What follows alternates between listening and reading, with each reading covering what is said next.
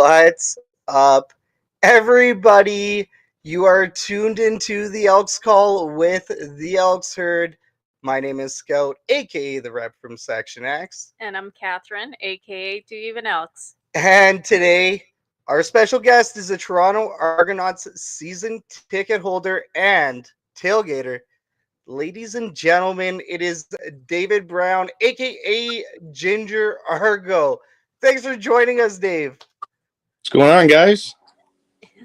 Living the dream, freezing out here, and heading to the off season without playoff football. How was your trip to Saskatchewan for the Argonauts game there last week? Absolutely fantastic. Regina is definitely a boring city, but the people out there are fantastic. Really made us feel at home. So we all enjoyed it, the whole crew. That's awesome. I mean, definitely didn't go for the scenery, right? No, I think we saw maybe one small mountain while we were out there, and it was man-made. Yes, it is very flat. Gravel pile, yes. Speaking of which, before we dig into the schedule, this is going to be you going to this next game in Ottawa. This is going to be the final regular season game for you that you've attended live. Did you also number 18? Did you catch all the preseason games as well? No. Oh, okay. They don't count. No, preseasons don't count in my eyes. No, I love it. And yeah, I mean, you're right. That's just all a development piece, but the regular season absolutely matters. And then you're also gunning to see both the Eastern Final and the Grey Cup games. So correct. Unreal. That's we're rooting for you. We definitely hope that you accomplish that feat. That's absolutely unreal, man. Well, I'll tell you. I know that a lot of teams complain about all the travel and how exhausting it is, and we as fans normally are like, oh, it can't be all that bad. I'll tell you, I am absolutely exhausted. I am looking forward to a week off after next week before the Eastern Final. Yeah, we do know that the CFL season for hardcore fans, it can be a little bit taxing, and I mean you're going through the same stuff the team is as far as travel. So we commend you. Absolutely unreal, man. Hey, it's a little bit. It's definitely harder for the fans because don't forget we got a night before and a night after drinking. Yeah. You gotta prepare and then you gotta celebrate. Well, you know what? That's not the case so much for us, but over there, yes. we get to live vicariously through you, right? Okay, so for today's show, absolutely stacked as always. First, we're going to do that quick recap on that Elks versus Blue Bombers game. A nasty 45-25 loss for the Elks. And then the transactions that have followed. After that, we're going to talk about our plans as the Elks Herd for the offseason. And then do some light speculation on where the Elks need to improve for 2024 and which direction they may be headed. Following that, we're going to open up the fan forum where we talk about hot topics surrounding the Elks, CFL, and the sports world. After the fan forum, we're going to give you a quick Edmonton sports update, followed by our commercials. And then we're going to interview Ginger Argo in The More You Didn't Know for the copyright infringement. Be sure to blow up the herd chat today with your questions and comments, as we will read through all of them during tonight's show. Kathy, you have a quarter by quarter. Let's go.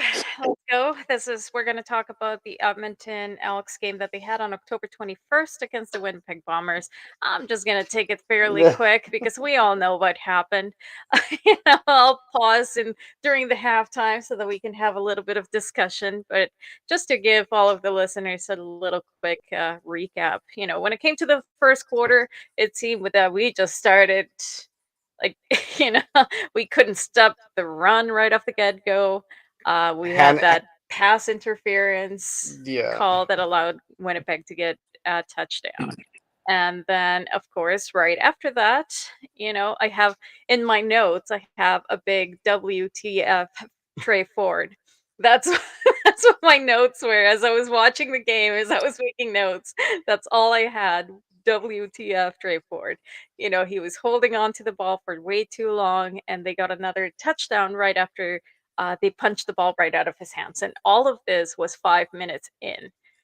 And then on top of that, a sack as Hmm. well. So we did see that huge reception by Arsenault, though. He had a huge 77-yard run, which just adds another nudge to his record for Hmm. number of receptions, consecutive receptions like he's had this season. So good for Well, him. in a row in his In a row, career, yeah. yes.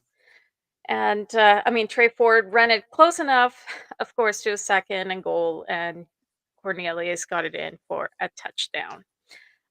Brown had a really good run as well as Trey Ford, but really, when it comes to Trey Ford, once again, it came to that point that we didn't really have much faith because now every time that we saw Trey Ford run, we either thought that he was going to get sacked or Hmm. somebody was going to punch the ball right out of his hands. But thankfully, Faithful kicked it in, a field goal for a score of 10-14 going to the second quarter. And of course, going into the second quarter, it was penalties galore, right? One of the things that we noticed right off the get go is how undisciplined they seem to be playing. Hmm. Kyron Moore had a little bit of an issue catching the ball on that second down, taking away good opportunities for good drives, Hmm. right? Oliveira, he was terrific during the first half and the second half. And of course, the defense tried, but it was not good enough to stop him. We did see that catch by Gino Lewis in the second quarter. He had 7 receptions in this game, which is Finally, just beautiful. finally, we see um, that kind of play from him. yes, and Cornelius once again got it close enough. They won that challenge Hmm. that Chris Jones had, and of course, Corny had the chance to run it in for another touchdown.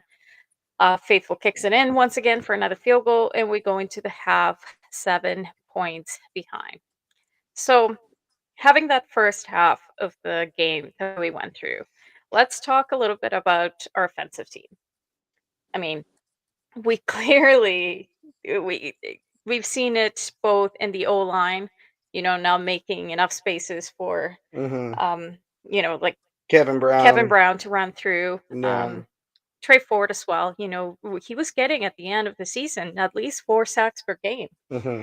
right? So, Dave, give me your thoughts here. I mean, from a team that clearly has their stuff figured out, what are your observations about what you have seen with the Elks O line, especially after this game?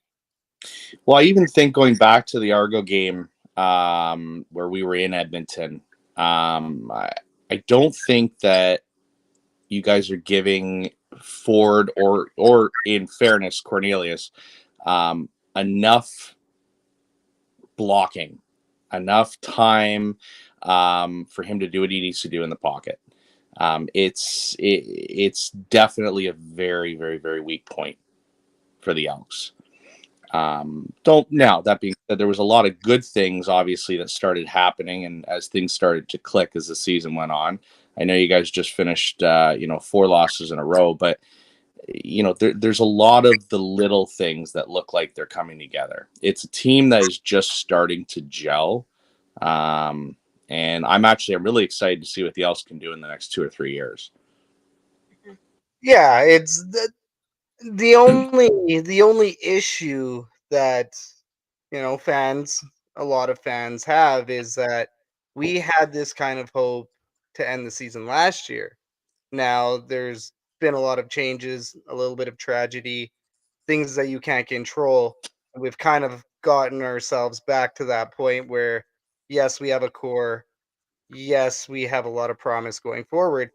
The difference, Chris Jones has already said that he's not looking at doing a massive roster turnover again. He's Mhm. looking to keep, something like 60 to 70% of this team. The offense, specifically the offensive line, Mhm. yes, exactly. We have not, and especially in the last 4 games where we've definitely lost the games earlier, had really bad turning points in the middle of the game. Um, Offensive line, definitely. And to start the season as well, like I've said on the last episode, preseason game 1, we actually looked good as an offensive line.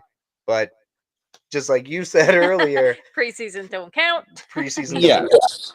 Yes. So But when you look at what you guys are putting up point wise, it's not like the Red Blacks. You guys are actually putting up on a fairly consistent basis double-digit points. So that really screams defense. Where's the defense? And when you get a team like Winnipeg coming in, you're not going to win unless you can shut them down. yeah, There's no way, because when Calero starts getting hot in a game, he's just going to run with it. So 45 points is not surprising from Caleros, but if you guys can shut down that offense, Mhm. then you guys have shown that you guys can put points up. Yeah, and I think it goes both ways, right? I mean, going back to the offensive line, the O line, not only are you um, not stopping them, but you're also not you're allowing Trey Ford at that point to get sacked, right? You're not stopping, and you're not making those openings for the Kevin Browns yeah, to run Four, through. So 4 sacks a game is way too many. way too yeah. many. I mean, and that's definitely not how we saw it going, right? I mean, right after Trey Ford started playing, and we saw some of the plays that he had under his belt, right? Some of Mhm. the things that he was throwing, we definitely were not expecting to see that. And yeah, you can't go anywhere when you are getting sacked 4 times or even more per game. Yeah. Well, and I think Chad Kelly's been sacked 4 times all year. yeah. I don't know the Well, exact numbers, We're but that right now. yeah, but even then, right? Like that's the difference. It certainly If you have a really is. good offensive line, Yeah. they're going to give him the time, and especially Chad Kelly. He's not a Trey Ford in the sense that he's extremely mobile, but yeah, if he has to do it, he will definitely get the job done. And you know what yeah. I just thought? We have talked a lot about Trey Force scramble mode, Mhm. right? How he goes into scramble mode, and that's when he starts kind of losing a little bit of his confidence. But what if it is because he has no confidence in that O line? No, it could be part Because of the if problem. he truly had confidence that they were going to be right there to stop Mhm. them, he would take his time trying to figure out exactly to read the defense and try to figure out exactly where he's going to throw that ball. If he has Yeah. absolutely zero confidence in that O line, he's going to be like, "This is on me. I got to run." No. They're not going to do their job, right? So Well, that's and we can definitely see that in, mhm, especially right, like the last 4, even 6 games, yeah, really, pretty much. and especially in the second half of this game. Yeah, yeah. We go into the third quarter, and I called it the quarter of missed opportunities. Right? We had tons of great returns. Kyron Moore had that great return, and a face mask penalty for Winnipeg that for sure got us to those first downs. But we really couldn't get it past that point, Mhm. right? Not sure what was going on with Kyron Moore receiving game. He was struggling with that first game, and there was a lot of possessions that he didn't. Oh, what am I saying? A Like lot of balls. bobbles. Yes. Um, and again, once more, we were both screaming at the TV, just yelling at Trey Ford to throw the damn ball Yeah. just over and over again. We did see that Rouge by Julian, which is absolutely lovely. I mean, when it comes to the Edmonton Elks games, now I look forward to see if Julian is gonna, score a 1-pointer over we there. gotta have. Always nice to see a Rouge. I think the Elks have the most rouges on the season. We got to look at Oh, that stat. We probably. We definitely got should to look look at at that that. stat. And then Purifoy had a chance for that pick six, but ball security, once again, that's the term that I was looking for. Mhm. Ball security seemed to be a thing this game. I'm pretty sure, I'm almost confident that he would have been able to take it home if he had caught that properly. Yeah, it was right in the So, hands, unfortunately, in yeah. and out, right into the chest. It's one of those Yeah. things. And I mean, it seems like that was the whole missed opportunities, right? Mhm. It just seemed like they just continued to come short during all the critical moments, which is very unfortunate. They got those first downs, they got some yardage, and then it would be dead. The drive would die. Going into the fourth quarter, of course, almost a decade since the last return touchdown, Mhm. 2014, I believe we said. Yeah. And boom, Alexander, number 81, makes it happen. He got that return touchdown. Sorry. I'm choking over here. I got so excited. after, Well, he got after that monkey off his back. there you go. Frog out the Um, throat. but yes, I mean, after the Purifoy missed attempt, it was definitely really nice to see. And I Yeah. mean, after so many years, 8 years of not seeing something like that, and Mhm. everybody was talking about it, right? Everybody was like, "Oh, when is it going to happen? When is it going to happen?" And we manifested the return touchdown. Finally. We had another amazing couple of catches by Gino Lewis, and I mean, they always seem to play really well when it's garbage time. That's when everything comes out.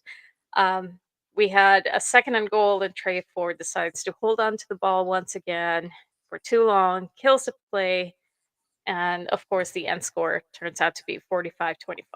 I mean, as I mentioned throughout this recap, we had tons of milestones, just even in this game alone, Mhm. right? With Manny and just everybody that I mentioned. And on top of those ones, we had Niles Morgan, who had 10 defensive tackles as well, becoming the fourth player in the club to surpass the 100 defensive tackles in a season. So, I mean, that's just it, right? And I think we mentioned it just previously. On paper, we have so many fantastic players. Mhm. We have amazing players, but it does not translate to an amazing team. So, what is it that needs to be better? In your opinion, from an outsider, Dave, what would you say? What needs to change? What needs to be better? Just a couple of small pieces, and it's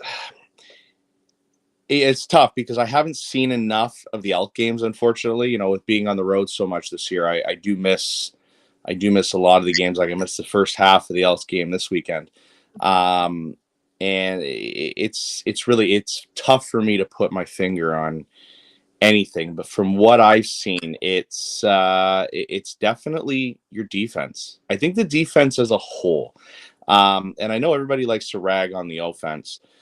But I think if you guys can put together a much better defensive core next year, you'll see your wins increase at least 3 or 4 games. Nice. What I would you like it. say? I think that, yeah, offensive line. I'd like to see some improvement on the offensive line. Give Trey Ford a little bit more time. Defense, yeah, defensive line. Defensive line was all right. I called them good upon further analysis. They were all right. Coney Ely is already gone off the defensive line. Yeah, defensive unit as a whole. We did flop in the back end of quite a few games to go ahead and lose them, right? We just didn't have that shutdown D mentality in a lot of those games. And sure, right, the offense, you could use another insurance touchdown or two, but you really do need the defense to step up, especially in those critical scenarios. So, yeah, I would definitely agree with that. I mean, it seems like, to me, it feels like it's a very juvenile team, right? It feels like they're just learning to play together. It feels like um, they have all the pieces, but they haven't put them together yet. And that Mhm. is every single part of the team, right? Because even special teams was Yeah. garbage most of the time as well. It's every single aspect of the team seemed like there could have been some improvement. Hmm. That being said, we have the pieces that we need to make it successful. It's just a matter of putting everything together and try to figure out what exactly is it that the Elks need to change to, and maybe it might be just chemistry. They're Mhm. getting because we said it before, right? That after Trey Ford came in and the change of the offensive coordinator, it just seemed like it was a brand new start to the season. It's like we started a new season halfway through the season, so maybe they just Oh didn't have yeah, enough time. and you guys started lighting it up. Yeah. Like we were all actually getting really excited for you guys. hmm What I would like to see is perhaps, well, and I know that we have some restraints with the salary caps and all of that. There's not much that we can do in terms of changes, but I Yeah. do truly believe that in terms of coaching, Chris Jones has too many hats and he needs to let something go and maybe focus a little bit better, whether it being a defensive coordinator or being a head coach. But when you have too many hats, you're just not able to pay attention enough, I Like the think. Pat Quinn Maple Leafs. Yeah, pretty much.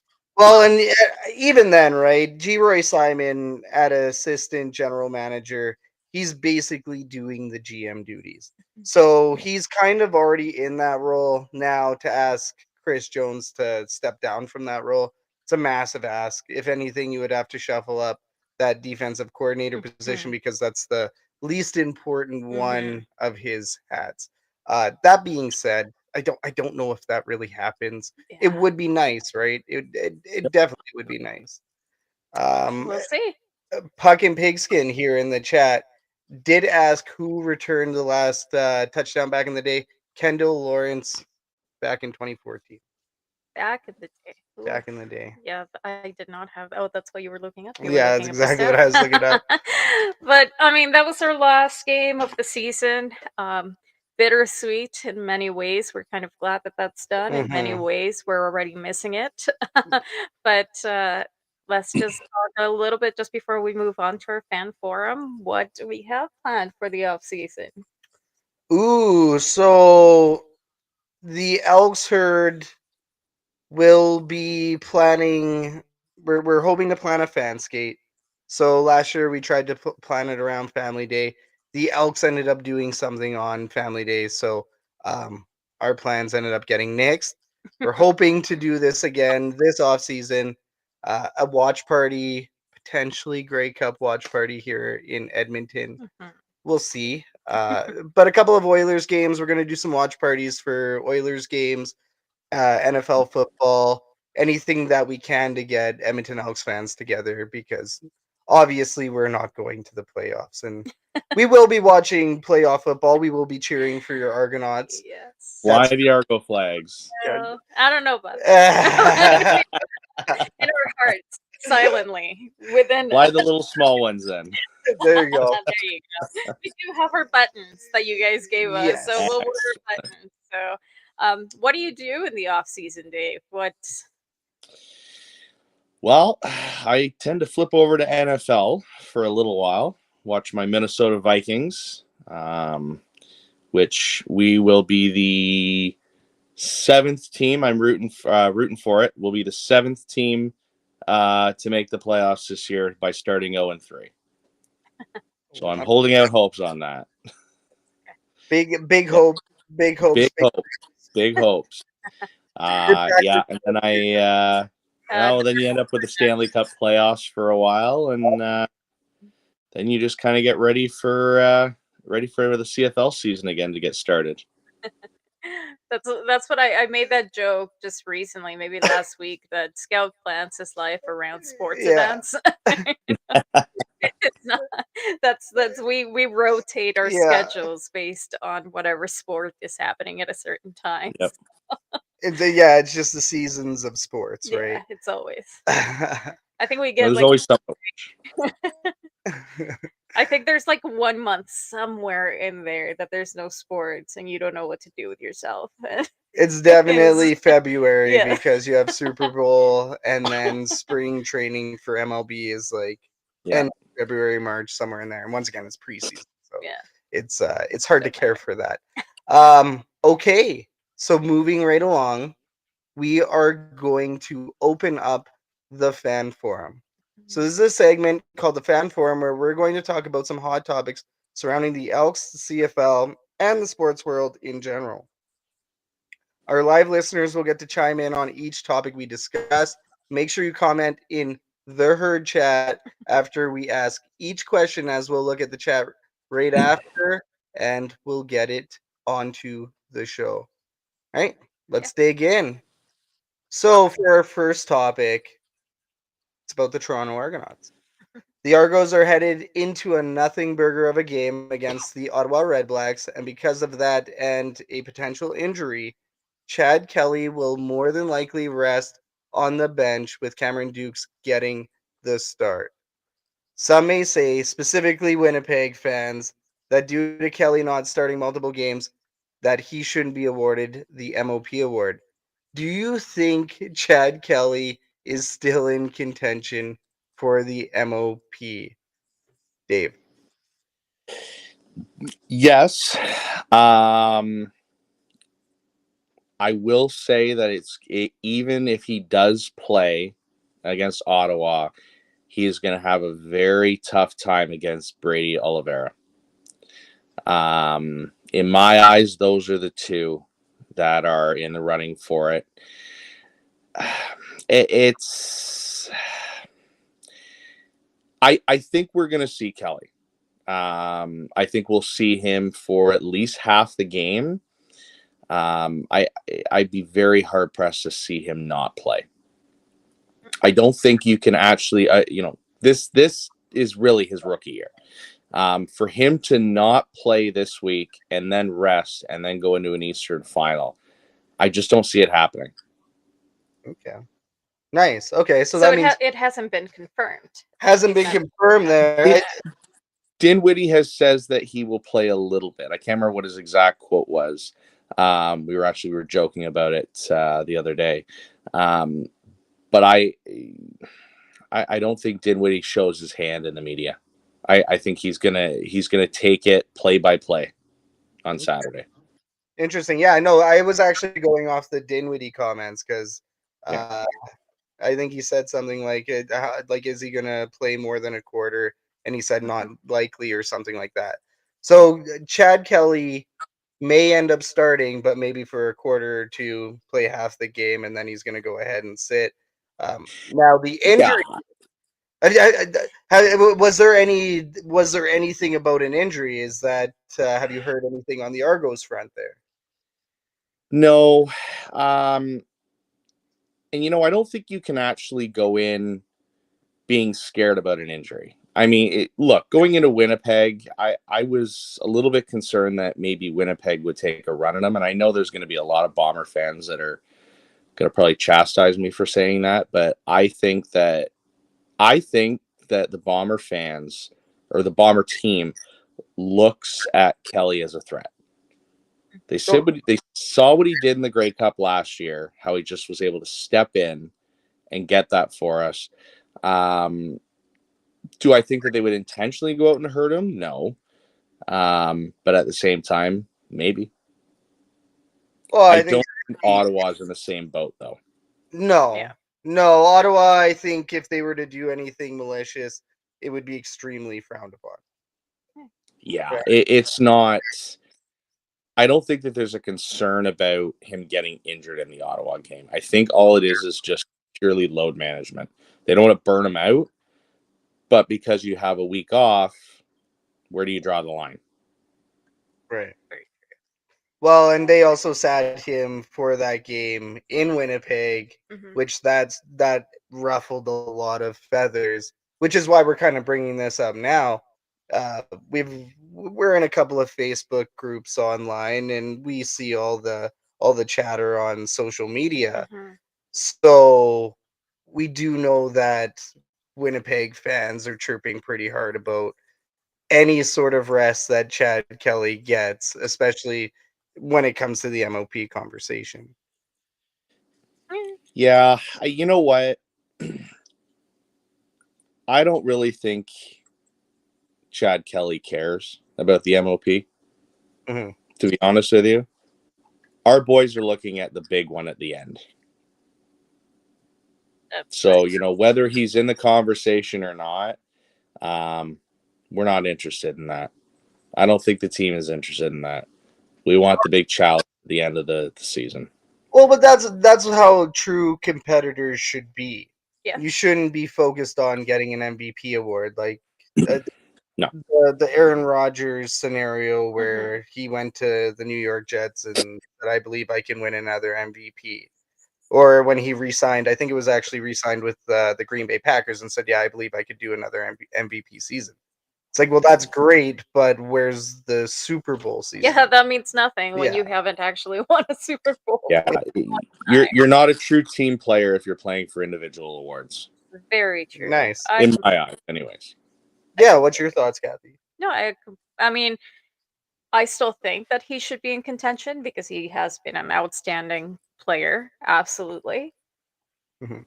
But at the same time, I agree. Like, who cares? I actually didn't even know that was a thing, to be Nice. honest. I mean, I don't necessarily look into the awards. I know there have been some. I know when we go into Commonwealth, we see a lot of posters. There was a lot of Jake Seresna posters in the women's bathroom, for the by the way. All-Star. The Elks. So, just putting that out there, a lot of them. But at the end of the day, I do agree. The goal is to win it all, right? Mhm. And you work as a team, you play as a team, and you want to win as a team. So Chad Kelly is all about the Argos. He's not about himself. And it goes to show that at the end of every interview, go Argos. yeah. Perfect. See, and that makes him even more of an MOP. So there you go. Well, exactly. He's doing it for himself. Yeah. In the background, he's getting those votes in for himself by being a team player. Yeah. He's not looking out for himself. Yeah, he's definitely he's a team guy. He's not a Yeah. solo individual, which It's not an Aaron he Rodgers. gets. Yeah. You should see how excited he gets on the sidelines when Cameron Duke throws a touchdown, or when he was in Saskatchewan, there ran one in. Yeah. Like Kelly went bananas. It was nuts. So no, he's about his team. That's Yeah. Hopefully Trey Ford is also very, very team, especially when he's signing that contract. Elks got to pay him. yeah. Speaking of the Elks, for a second topic here, the Elks are heading into the off season with another 4-14 record for the second or third year in a row now. While the stats say this team still needs a lot of improvement, the last half of the season shows some promise. Do you think the 2023 4-14 record is different from the 2022 and 2021? And I do know we touched a little bit on this, but let's go into depth. Dave, what do you figure? Yeah, because you know what? Like I said earlier, I think you guys are actually starting to gel. I think a complete teardown of this team would be the wrong thing to do. Look, you guys have roughed it out for a long time now, and I think the positives that have been shown this year need to extend into next season. Like I said, there's those few pieces that need to be brought in. A couple of positions need to be tweaked. And yeah, I think you guys should be excited, if anything. I don't think this should be looked as a lost cause season. I would have said differently after the first 4 or 5 games. But now I think you guys have got some good things coming in the future. And hopefully it's the downturn for the Ticats, because the scale's always got to tip some way. Mm-hmm. Yeah, somebody's got to win, somebody's got to lose. Always. Kathy, Yeah, Absolutely. I do think it's different. I mean, even though the numbers are absolutely the same, which is a sad thought. We definitely saw a lot of really good things that we hadn't seen the last year, right? I mean, we saw improvements. We saw a home win. That's a big one. We hadn't seen it. I had never seen a home win prior to the game, so that was a big big thing for me that I'm still talking about. But that Well, alone, and that was your first home win as an Elks team, right? Mm-hmm. that's correct. Yeah. That is correct. So I mean, even then, it's a completely different season, and we've seen a lot of really good positives. We've Mm-hmm. seen some negatives, of course, but I think we are definitely going in the right direction. And I think even just the feel itself, it feels like a different season too. Yeah, I mean the two home wins were very, very crucial for the entire fan base, right? It feels like the season was completely different just based on the fact that we saw two home wins. Combine that now with the return touchdown, and uh, d- we were homesick that day. Rather Yep, unfortunate. we were. However, we did indeed watch the game. So the score, we're getting beat down pretty good. Never stopped watching the game, and sure enough, we got the return touchdown. Alexander's more than likely coming back next year. He's more than likely got a job just based on the fact that he broke the curse. And it's great to see the Elks break so many of those streaks that have made them Mhm. notorious or infamous. Like this team has taken once again. You said it. Uh, we've been down in the dumps out here. We haven't had many reasons to cheer or to be excited. We just still maintain our fandom and we show up and we cheer. And I mean, in the end, there near the end of the home losing streak, I think you kind of went expecting losses, which was really brutal. But we are no longer in that position for this offseason. We know who our starting quarterback is. We know we have a really, really good core. And as I said earlier, Chris Jones isn't looking at replacing many guys on this team. Which is good. Which is good. I'm glad about that because I Yeah. don't think I don't think we should have looked at another complete restructure. Yeah. It would have been good. No, tearing it down is just not the right way to do it. And your fans out there, you guys have just like I want to touch on that because I know you guys have been roughing it out, but man, you guys are some great fans.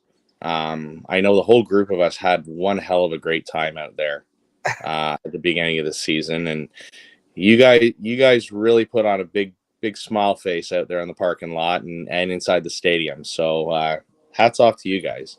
Hey, no, and hats off to you because you definitely returned the favor when we came down to Toronto. Chris Agar, our good friend Chris, told us to look for the the Elks flag. We came out, Yep. bought it, we went there, and we immediately dug into beverages and conversations. So that was absolutely special. We can't thank you enough for that. And it's something that we've talked about a couple times now because we enjoyed ourselves so much. So We truly did. Even now, when we're talking about going back to Toronto, it's yeah, like, oh well, we have to make we go during a game. You guys are always welcome. Definitely, no, it definitely made an impression. It was fantastic.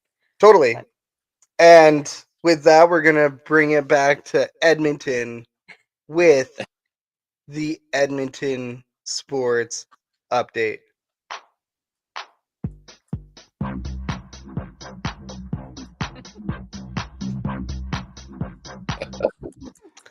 Today's update is brought to you by Herties. Thank you to the 500 plus fans that visited Lot A, stall number 44, this CFL season. Stay locked to the Elks Herd social media accounts for surprise Herties pop ups in the offseason. Herties, we smoke the meats. what do you mean, Hurdy's pop-ups? Where are we doing pop-ups That's here? part of No, the no, plans. We didn't tell the people Jesus. yet. You didn't tell me. Work in progress. Last week, the Edmonton Elks were defeated by the Winnipeg Blue Bombers by a score of 45-25 at IG Field to end their season. The Elks officially end their CFL season with a 4-14 win-loss record. In the NHL, the Edmonton Oilers are hosting the Calgary Flames on Sunday for the Heritage Classic at Commonwealth Stadium. The Oilers are still looking for their first win at home this season. Puck drop is at 5 p.m. Mountain. In the WHL, the Edmonton Oil Kings are hosting the Portland Winterhawks on Saturday night at Rogers Place. Puck drop is at 7 p.m. And in Canada West U Sports, The 6-1 University of Alberta Golden Bears football team defeated the Manitoba Bison 35-25 last Friday. They take on the 5-2 UBC Thunderbirds at Foot Field on Saturday to finish the regular season. Kickoff is at 1 p.m. Mountain. We're the Elks herd. You're up to date. Alrighty. Okay. So now that I've gotten my air back in my lungs, we got some affiliate shout outs here. The first one is going to be for Royal Retros. So you can find amazing CFL throwback jerseys over at royalretros.com. If you use code Stampede, you can get 10% off. We're using that code to celebrate the 2023 USFL champions, the Birmingham Stallions. Not Calgary. Not Calgary. Giddy up. And then thingsengraved.ca is the official merchandise supplier for Shotgun Sports Network and the Elks Herd. So there's always something on sale over at Things Engraved. I did not check it this week, but I know I'm ordering something next week because we need a little bit more merch to give away around here. So head over to thingsengraved.ca, check us out in the partner catalog, and then let's say you take a dip in Lake Ontario. Oh, You're see, exactly. It's pretty nasty. You're gonna need some soap, some Canadian-made soap, Lather, LATHR.com. If you head over to lather.com, you can use code Shotgun Sports 15% off over at Lather. I don't have a fancy slogan than that. Alrighty. So we have made it to our final segment. This is the more you didn't know for the copyright infringement. So this segment, in this segment, we're going to go ahead and interview Dave. And if you have any questions for our good friend Dave, aka Ginger Argo, throw them in the herd chat and we will ask them live on the show. So Dave, are you ready to get this grilling? let's go. All right. So you're on our show today because you're a CFL fan, obviously more specifically a Toronto Argonauts fan. We got to know why the double blue. So that actually goes back to a very good friend of mine, Clinton Tipton. He got me into it when we were young. I got to experience a lot of Argo games with him back at Skydome. And his father was a huge fan. Probably one of the biggest fans I've ever met. And believe me, I've met a lot of big fans down at the games. And it just, I've always been a Toronto guy. I was born and raised in Toronto. And a lot of the Toronto franchises have just let me down over the years. Not the Argos. They're always they're always at the bottom of the fan barrel, but they just seem to just get it done. And it's so proud to be a fan of this team. And, especially this year, it is just who else in the CFL can actually sit there and say they're having as much fun as us? And that's a quote from Adam Gose. No, Adam Ghost was the one who filled us in that you're going on the big tour and trying to catch all the games. So yeah, big shout out to Adam. Yeah, I mean, like that's amazing. And then the double blue, they have such a massive history. The 150th this year, the players, exhibition, Sky Dome, BMO, some great buildings that they've played in, right? Mm-hmm. Oh, and yeah, I was at one Argo game, long time ago now, when it was actually Exhibition Stadium, which oddly enough is right where we were tailgating. So my normal tailgate spot actually is set up right at what would have been the main entrance to the old Exhibition Stadium.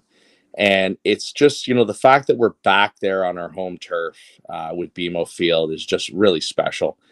And, I know a lot of people say, oh, BMO Field is a soccer field and stuff. Well, no, we make it a football field. The Argo fans make it a football field down there. Definitely. And I mean, just touching on the subject of the tailgate, I know that you're a well-known tailgater with one of the best tailgate menus in the NFL. So when did you start tailgating, and what are some of your favorite tailgate dishes that you serve? All right. So we, once again, I go back to Clint. So Clinton and I have been season ticket holders. Clint's been a season ticket holder forever. I've actually been a season ticket holder I started in 2018. And what really got me into that was the 2017 Eastern Final against Saskatchewan. That really made me, that solidified getting into being a season ticket holder. So we started tailgating in 2018, and we started out small. And we would just bring down a small Blackstone and do some small stuff and maybe a little barbecue. And obviously, as you guys have experienced this year, I've ratcheted up a couple of notches. So we have the big Pit Boss chest smoker that I've rigged up that mounts on the back of my pickup truck, and we've actually got a solar setup on it. It's still a work in progress. Unfortunately, we've still had to jumpstart the thing with the generator to get it going, but the solar panels and the deep cycle battery and the inverter seem to keep it humming along nicely. So but yeah, it's been fun with that. We've done numerous dishes down there. We got burnt pork belly tips. We do got the armadillo eggs. I've got a variation, a spicy version with the jalapenos, and a non-spicy version with sweet peppers. Actually, I think the game you guys were down at was where I got the 300 pieces of chicken. Yeah. We did those. But I'll tell you, it takes a real dedication. It's a good 7 or 8 hours of work the night before.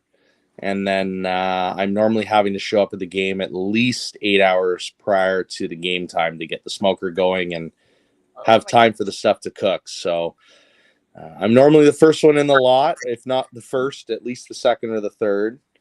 And it's fun. It's a lot of fun.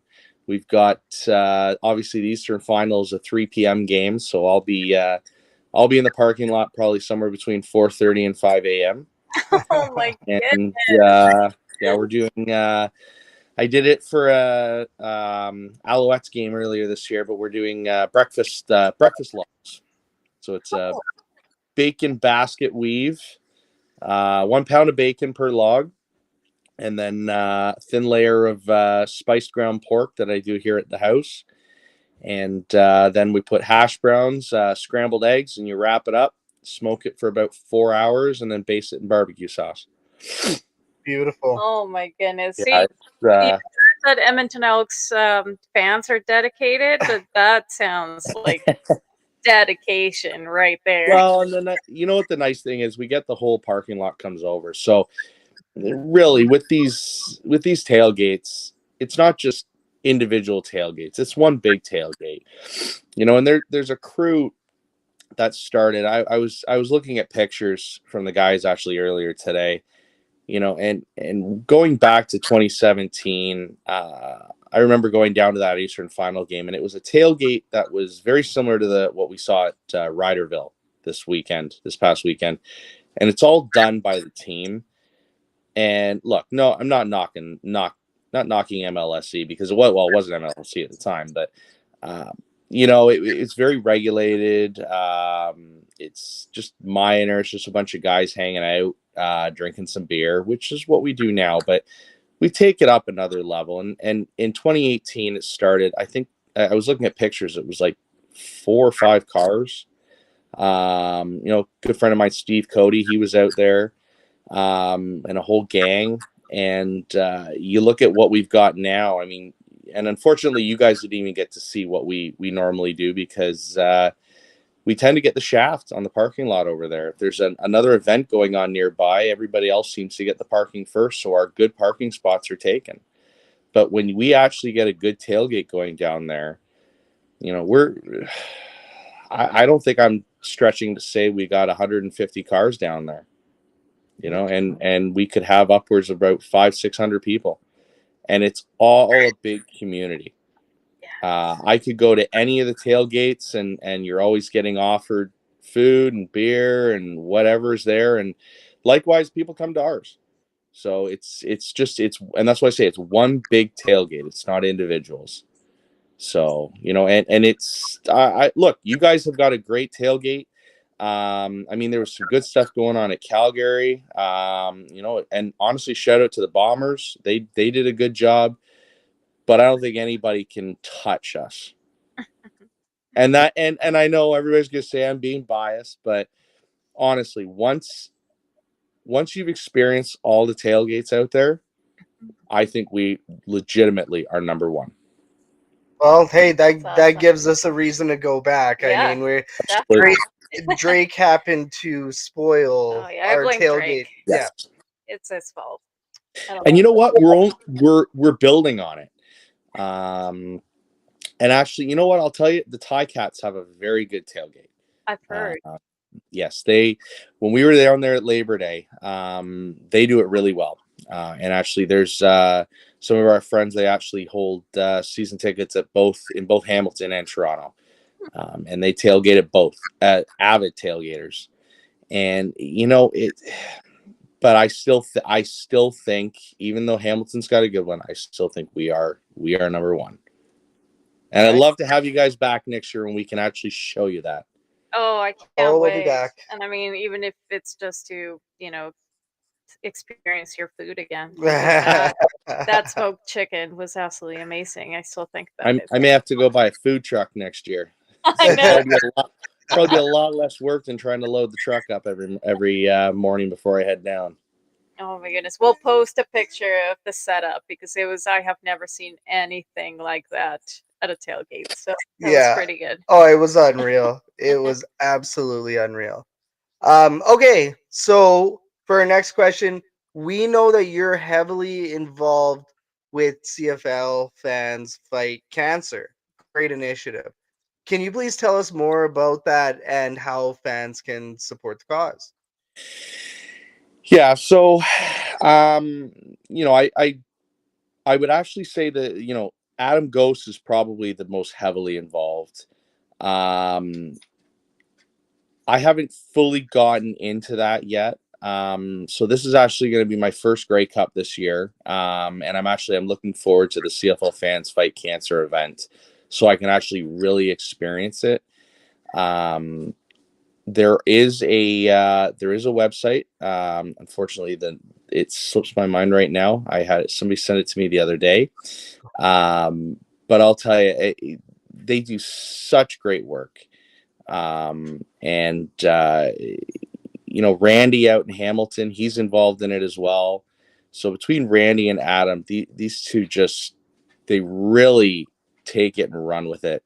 And actually, Adam is going to be the MC this year at the CFL Fans Fight Cancer event in Hamilton. So anybody that's listening that's coming to the Grey Cup, please come out to the event. Support it. There's lots of donations that have been made for the blind auctions. It's going to be a fantastic time, and fighting a nasty cause. No, it's great what you guys are doing. We took notice. We'll probably get a hold of Adam and see how we can get involved. We have a couple of ideas of our own for sure, but it's great to see you guys trying to make a difference, right? As fans, and I think that we all do. I think that BC fans, it'd be nice to see a representative from every single team, and I know that there is representatives out there. I know there is a committee. Let's get more fans involved. Let's get more. Well, you can get these fantastic beer koozies too. Beautiful. So I know that they're going to be Dave Slesser will be wandering around with these at Grey Cup during the festivals, and they're $5 a piece. And if he's not, he definitely will be now after this because he's going to have no choice to. Definitely, we're going to be sharing that away. No problem. Excellent. No, Yeah, that's a repost and fantastic. all that. We'll definitely promote that. And yeah, maybe in this last question, I'll see if I can Yeah, quickly grab that website so yep, that for sure. people can get over there. Sounds great. Okay, so Dave, tell us where we can find you online and even in person if it's at the BMO Field parking lot before the game. Yeah, well, I'm on Facebook under my name, David Brown. I'm in all the Argo groups, but then you've got I'm on Twitter, or I guess X you call it now, at Ginger Argo 17. But yeah, when I'm down at the tailgates, normally down in the southwest corner of the tailgating portion down there. I've got a nice big flag that I fly up there that says Ginger Argo Smoke and Grill. So she's up 20 feet in the air, and it's got a big picture of my face on there. I've actually got Oh, my there little, it Uh, there's the wig, right? You guys were looking if I was going to bring that out or not. yeah, you did it. We were hoping. We were hoping you were gonna bring. I got the wig on there, so yeah, no, that's and it's hard to not find me because I'm the only one down there, only crazy bugger down there with a smoker on the back of the truck. So, but I'll tell you, the whole crew down there, everybody in our tailgating group, we're so welcoming. So it doesn't matter what team you're from, who you're supporting. If you're at BMO Field, come on down and say hi to us. We love to just chat with CFL fans. That's all it's about. It's a big CFL family, right? Yeah, no, they say hashtag CFL family. You're definitely Sociable. exactly social.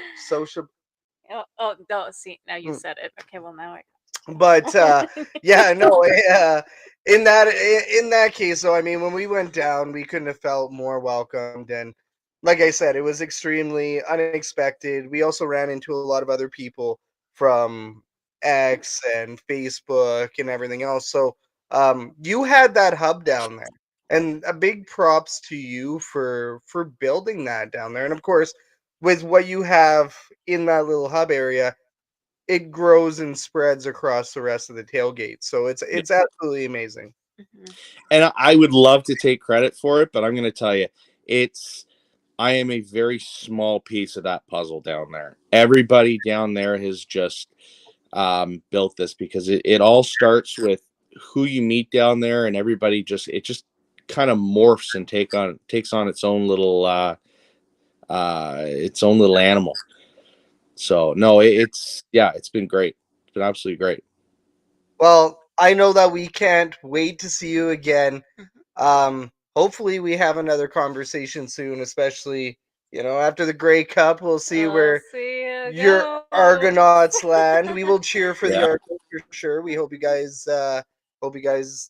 make it to the Grey Cup. We'll just say that to not offend any of our Western brethren and sisters.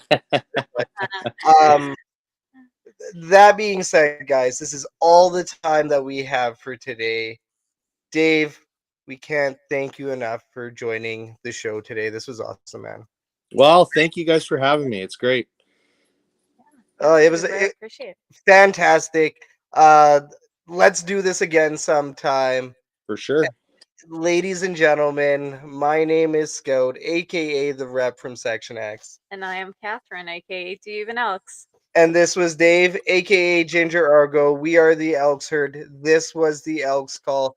Thank you so much, everybody, for joining us tonight, and we will chat you all soon. Cheers. Argos.